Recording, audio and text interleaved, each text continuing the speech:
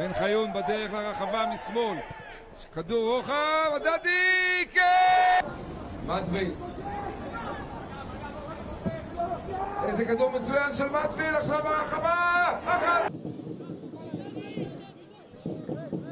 מיזן. מה המיזם של מיזן? הנה מיזם נהדר! והנה 1-0! לפני, לגבי, דולף המצוין! איזה בישול!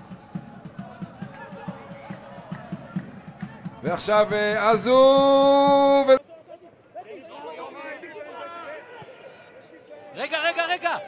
הנה הדדי!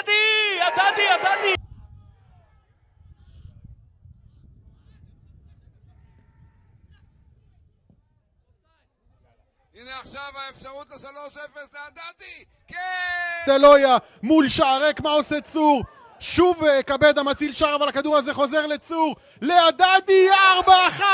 בעומק הרחבה של רמת השרון, אבל הפועל עפולה לא עושה שום דבר עם העניין הזה, ועכשיו זאת רמת השרון שיכולה לרוץ קדימה, זה 3 מול 2, ועכשיו זה גם 4 מול 2, וזה יהיה 3-1, אבל הכדור אצל קובי מור שולח את הכדור בין כולם, אורי אזו שם, משתלט על הכדור, יש לו 1 על 1, אזו מרים את הראש, הנה הרוחב של אזו!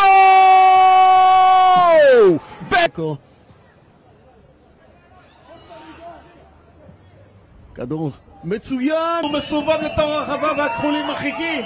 הנה עוד הזדמנות אחת, ועכשיו יכולה להיות המתפרצת הקטנית של הכחולים כשהשוער מחוץ לשער. הדדי חייב לגלגל פנימה את השלישי.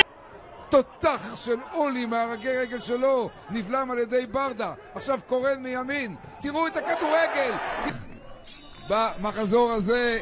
הדדי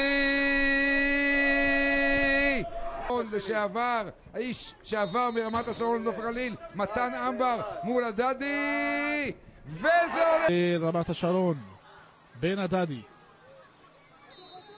מתקדם הדדי, הליך מוכן, הדדי מוכן, הדדי בועט